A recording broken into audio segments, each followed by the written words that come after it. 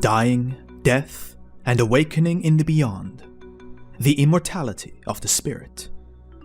Revelations of Jesus Christ from 1884 to 1950.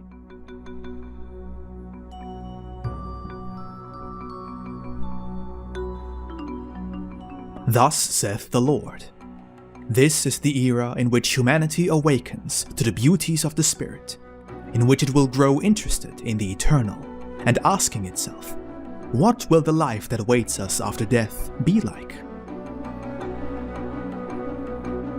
Who, however unbelieving he might be, has not asked if something exists within himself that will survive the material form? Truly, I tell you, there are none who do not sense this mystery, who do not meditate on the unfathomable at some point. Concerning the spiritual life that appears so far away, but is in reality right before your very eyes, some wonder, others are confused, and again others deny it. Some speak, believing they know everything, while others remain silent and wait. Yet so few there are who truly know something of the beyond.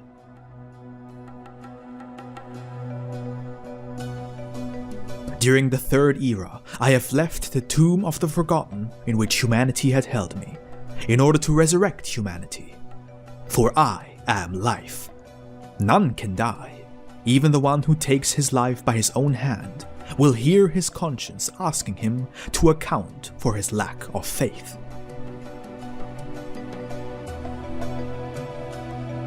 My doctrine is not only for giving you strength and confidence during your passage on this earth, it is also to teach you to leave this world, to pass the thresholds of the beyond, and enter the eternal homestead. All religions comfort the spirit in its passing through this world, but how little they reveal and prepare you for the journey to the beyond. That is why many consider death an ending, not knowing that it is from that point onward that you may see the infinite horizon of true life. Death is merely a symbol. Death exists for those who fail to attain knowledge of the truth. For them, death continues to be a specter, behind which either the unfathomable or nothing awaits. It is to you that I say, open your eyes and understand that you will not die either. You will be separated from the material, but that does not mean that you will die. You, just like your master, possess eternal life. Preparation for the departure from this world. You must understand that you, gifted with a spirit, are the Father's most beloved work in His creation, for in you He placed spiritual essence, characteristics, and immortality. Death does not exist for the spirit, not death as you know it, the ceasing of existence. The death of the body cannot be death or an ending for the spirit. It is precisely when the vessel closes its eyes to this world forever that the spirit opens its eyes to a greater life. It is only an instant of transition upon the path that leads to perfection. If you have not yet understood it this way, it is because you still love this world much, and you feel closely tied to it. It worries you to abandon this dwelling, because you feel that you are the owners of what you possess here. However, there are also those who have a vague, foreboding sense of my divine justice, and they fear to enter the spiritual world. Humanity has loved this world too much because its love has been misdirected. How many have succumbed upon this earth because of that? How much the spirits have become materialized for that same reason? Only when you have felt death's footsteps close to you, when you have been gravely ill and suffering, when you think that you are only a step away from the beyond, from that justice that you fear, Only in those dire straits do you make promises, pledging to the Father to love, serve, and obey Him on earth.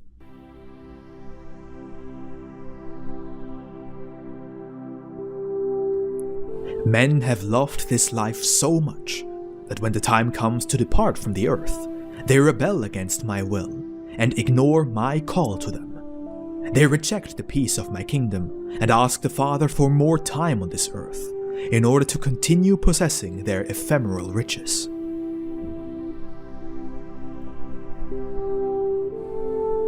Learn to be sensitive so that you will intuitively become aware of the spiritual life. Do not be satisfied with your life on earth, which marks the beginning of your spiritual development. For beyond this world, there exist superior creations. Do not attempt to reject death when it closes in on you by my will. Additionally, you must not seek out the man of science, attempting to miraculously prolong your existence, thus opposing my will, for you will both weep bitterly over that error. Prepare yourself in this life, and you will have no reason to fear your entry into the beyond.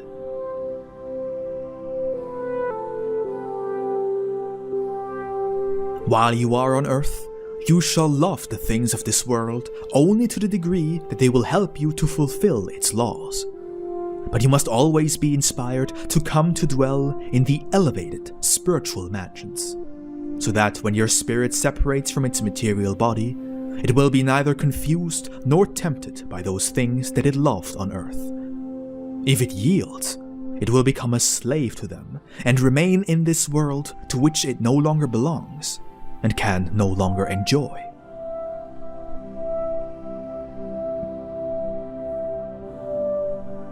Have mercy upon yourselves. No one knows when the moment will come in which his spirit will separate from the flesh. No one knows if, on the very next day, his eyes will open to the light.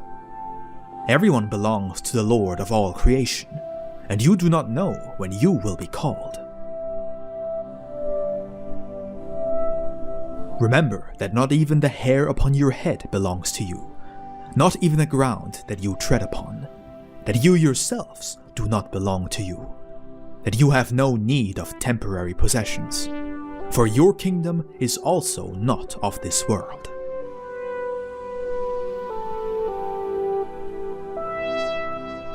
Spiritualize yourselves, and you will possess everything in righteousness and in proper measure, according to your needs. And when the moment of your renunciation of this life arrives, you will elevate yourselves, full of light, to take possession of that which belongs to you in the beyond. The passage to the other world. Every moment, my voice calls you toward the righteous path where peace dwells. But your deaf ear has but an instant of sensitivity for that voice.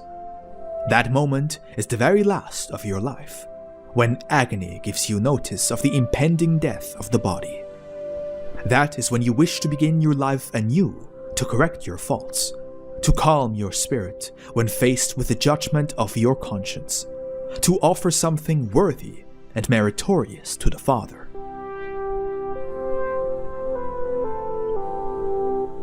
If you seek immortality of the spirit, do not fear the arrival of the death that puts an end to human life. Await it prepared. It is under my command, and is therefore always just and opportune, though men often believe otherwise. The gravity of the situation lies not in that men die. It is in the spirit lacking light upon leaving the material world, unable to see the truth. I do not wish for the death of the sinner, but for his conversion.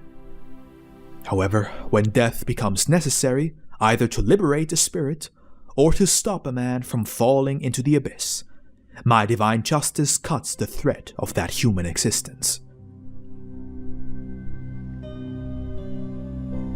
Know that, in the book of your destiny, I have designated the day and the hour when the doors of the hereafter will open, allowing your spirit to enter. Once you have entered, you will see all of your work on earth and all of your past. You should not wish at that time to hear voices of complaints and accusations against you, nor behold those who point to you as being responsible for their troubles. Do not stand still just because the road appears long, thinking you will never arrive. Keep moving forward, for even over but a single moment lost, your spirit will weep. Who told you that the goal lies in this world? Who has taught you that death is the end, and that you may reach my kingdom in that moment? Death is like a brief dream, after which, restored in strength, the spirit awakens to the cares of my light, as to the beginning of a new day for itself. Death is the key that opens the gates of the prison that you find yourselves in, as long as you were bound to the material. And at the same time, it is the key that opens the doors to eternity.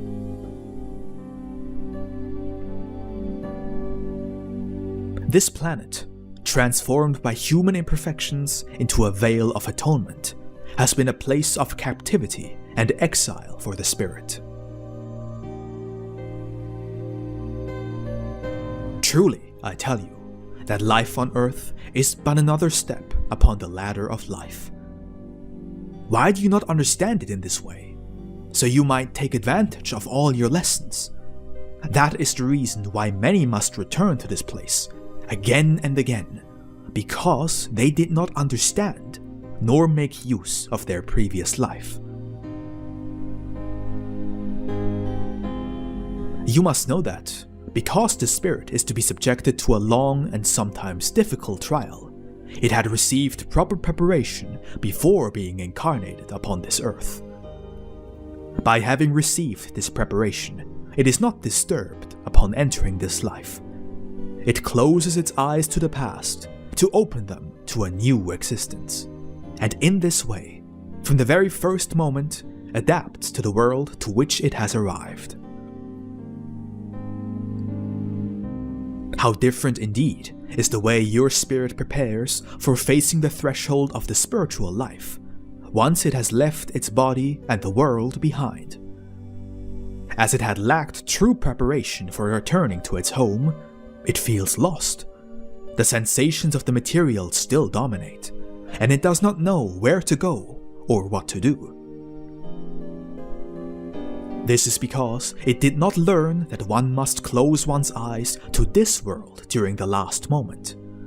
For it is only in this way that it can open them to the spiritual world that it had left before, where all its past awaited to be reunited with its new experiences, adding its new merits to all its previous ones. As it recovers the light, a dense veil clouds its mind. The tenacious influence of all it had left behind inhibits its ability to feel the oscillations of its conscience. But as the shadows fade, allowing it to unite with its true essence, there will be much confusion and much pain. Is there anyone who, upon hearing or reading this message, will reject it as a useless or false instruction? I tell you that only he who finds himself on an extreme level of materialism or blind fanaticism could reject this light, without his spirit being profoundly moved. The sleep of death. Spiritual rest, as it is understood and conceived of by your material nature, does not exist.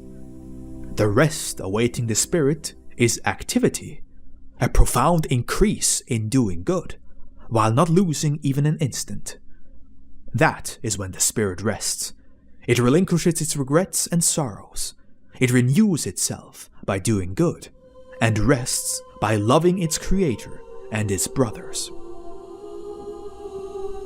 Truly, I tell you, if the spirit were made to remain inactive in order to rest, in the way that you think of it on earth, the darkness of despair and anguish would overcome it, for the life and light of the spirit, as well as its greatest joy, our work, struggle, and unceasing activity. The spirit that returns from the earth to the spiritual valley, bearing upon itself the fatigue of the flesh, seeking the beyond as a bed to rest in, where it may sink into oblivion, to wipe away the scars of the struggle of life, must come to feel most unfortunate, and will find neither peace nor happiness. That is, until it awakens from its lethargy, realizes the error of its way, and rises to the spiritual life, which is, as I've already described, love, activity, and continual struggle upon the path leading to perfection. Reunion in the beyond. I want you to be men of faith who believe in the spiritual life.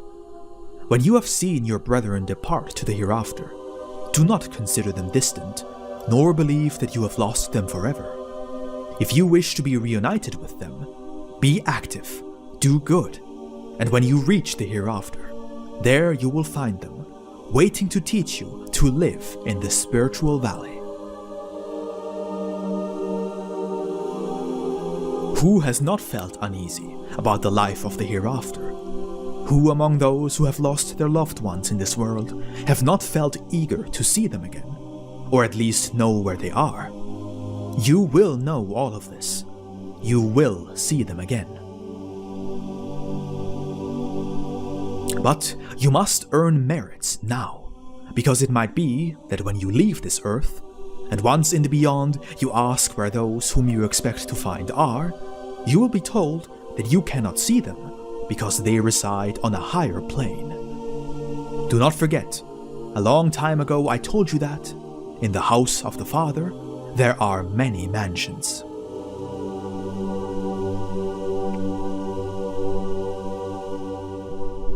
The judgment of the spirit by its own conscience.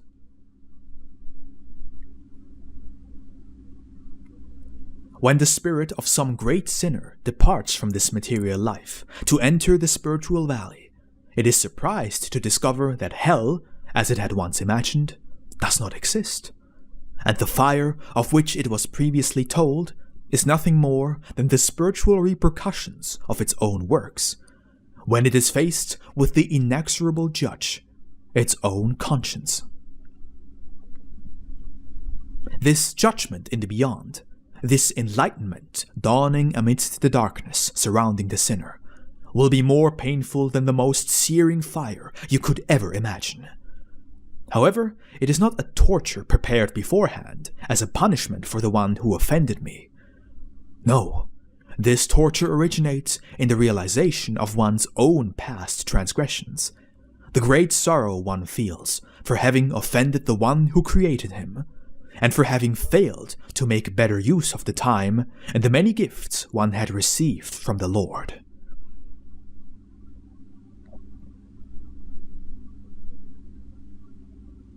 Do you believe that I should punish those who have offended me by their sins, when I know that the sin harms more so the one who committed it?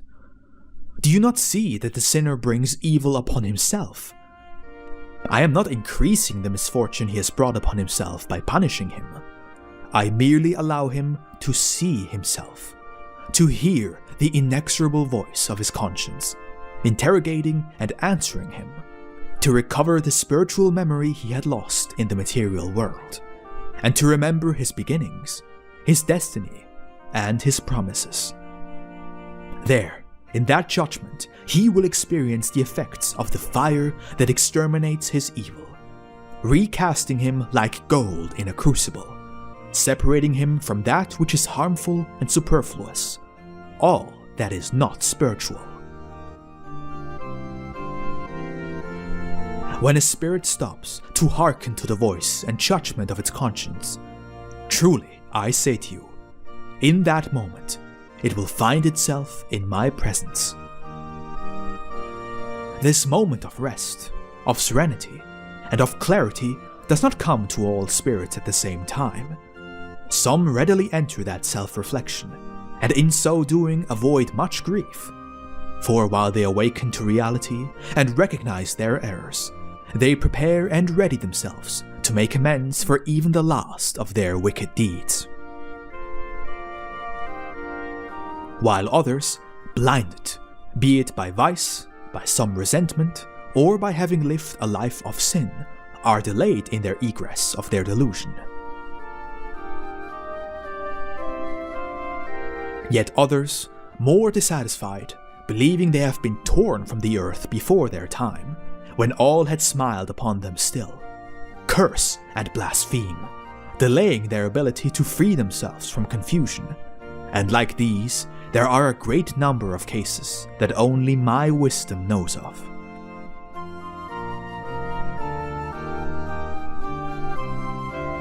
You will have to answer for everything, and the more wicked your works are, the more forceful will the judgment you shall receive from yourself be.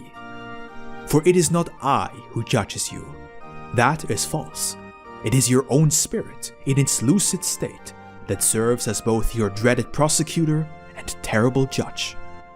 It is I who defends you against the confusion, and who absolves and saves you, because I am the love that purifies and forgives. Remember that soon you will be in spirit, and that which you have sown on this earth will also be what you reap. The passing from this life into the other never fails to be a serious and severe judgment for the spirit. None can escape it, even he who considers himself the worthiest of all servants. It is my will that, from the moment you enter the infinite homestead, you cease to feel the fears of the earth, and begin to feel the bliss and delight of having climbed another rung.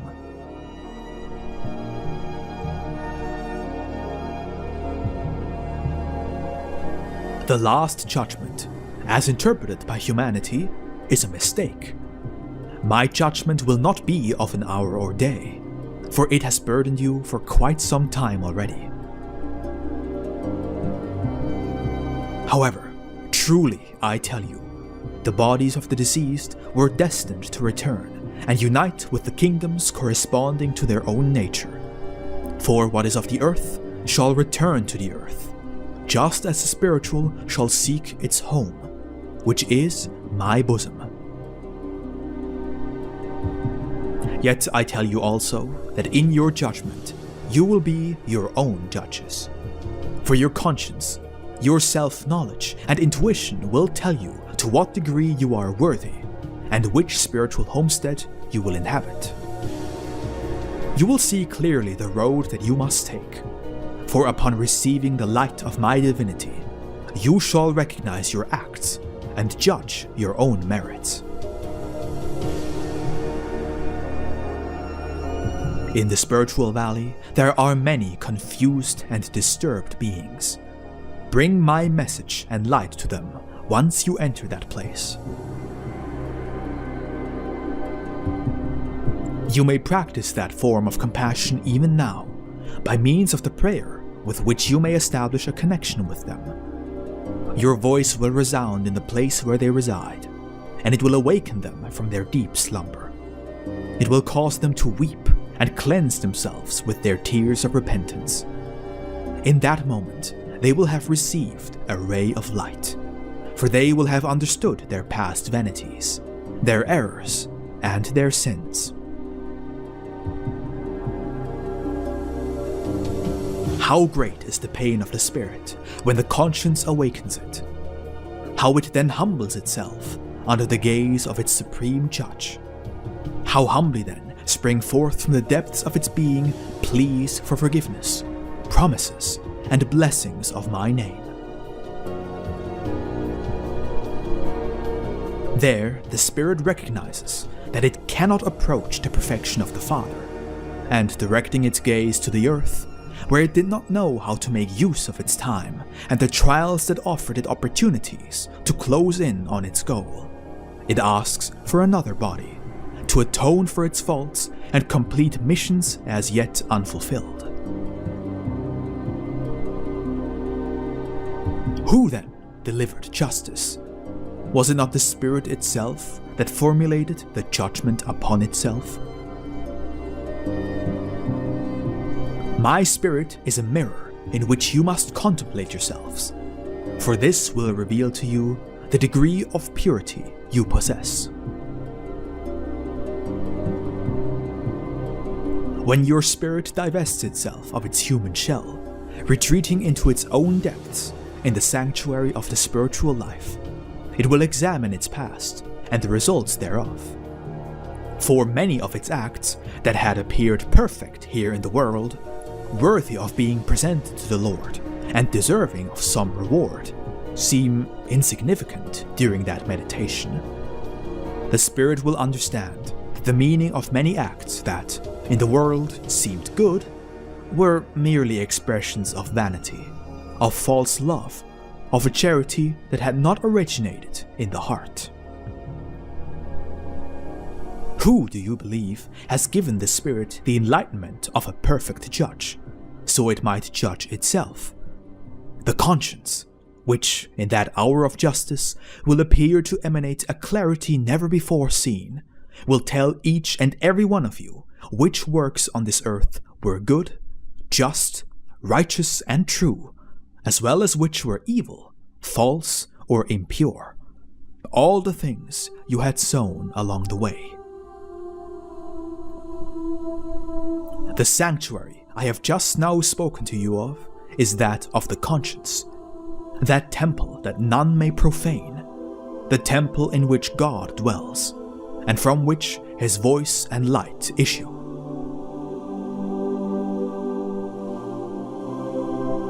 In the world, you were not ready to enter that sanctuary within, for your human personality always seeks to evade the wise voice that speaks within each and every man.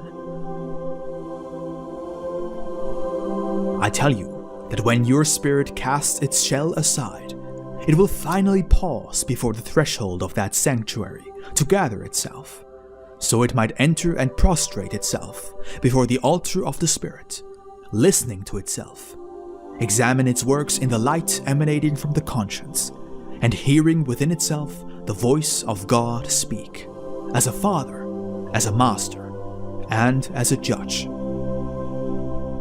No mortal could imagine, in its full solemnity, that moment all of you must experience, to know what good you bear within yourselves, how to preserve it, as well as that which you must reject, because you must not bear it any more within the Spirit.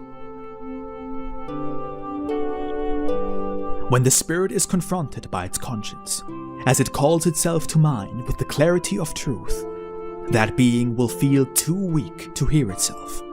It wished it had never existed, because in an instant all its life will pass before its eyes, what it left behind, what it possessed, and what belonged to it, and that for which it must now finally account.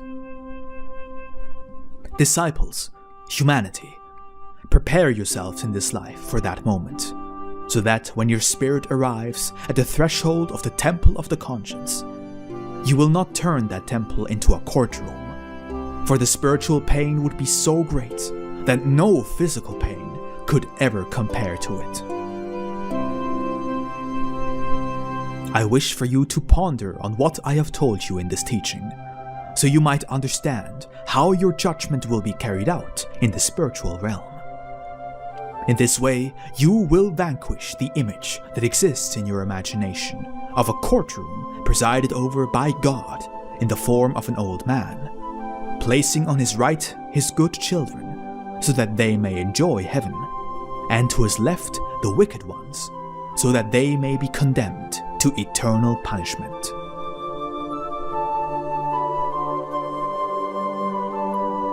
Now the time has come for the light to enter the highest reaches of your spirit and understanding, so that the truth may shine in each and every man, and he may be prepared to enter the spiritual life with dignity.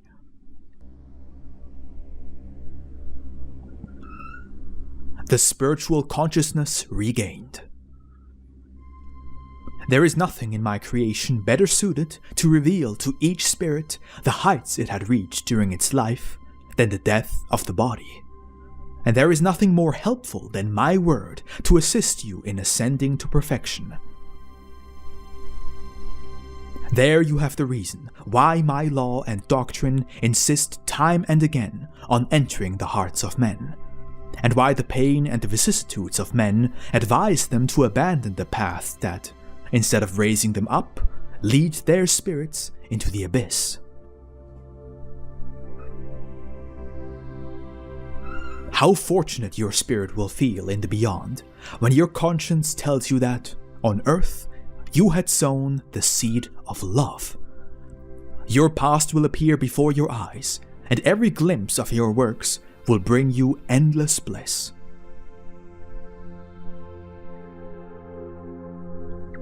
The commandments of my law, which your mind has not always been able to retain, will also pass through your spirit, full of clarity and light. Earn merits that will permit you to traverse the unknown with your eyes open to the truth.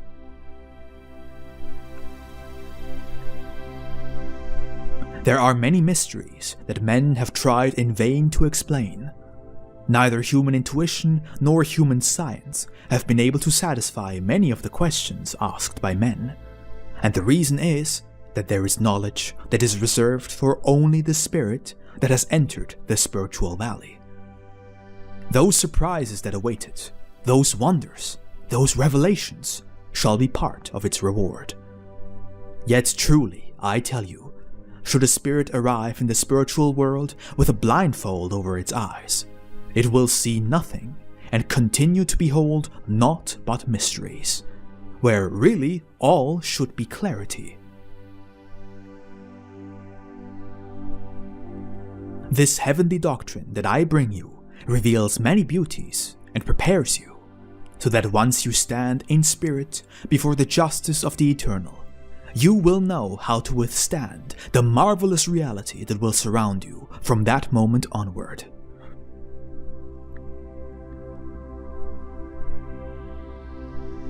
Receive my light, so that it may illuminate your life's journey, and in the hour of your death, free you from confusion. For then, the moment you pass the threshold of the beyond, you will know who you are, who you have been, and who you will be.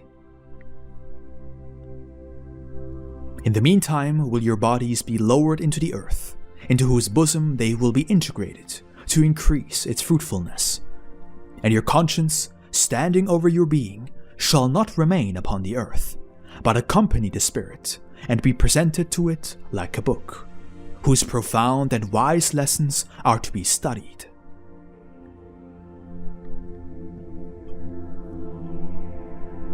There your spiritual eyes shall open to the truth, and in an instant you will know how to interpret that which you failed to understand your entire life. That is when you will understand what it means to be a child of God and a brother to your fellow men. That is when you will understand the value of all that you have possessed, and feel sorrow and repentance for the mistakes made, for the time lost. For then will the most beautiful resolutions and reparations be born within you. From now on, you shall all strive towards the same goal, reconciling and harmonizing your spiritual lives. Let none believe that they travel a better path than their brothers, nor that they are on a higher rung of the ladder than others. I tell you, at the supreme hour of death, it shall be my voice that tells you the truth concerning your elevation. There, in that brief moment of illumination before the conscience, is where many will receive their reward, but also where many will see their greatness fade away. Is it your desire to save yourselves? Come to me upon the road of brotherhood. It is the only way. There is no other. It is the one written in my greatest commandment. Love one another.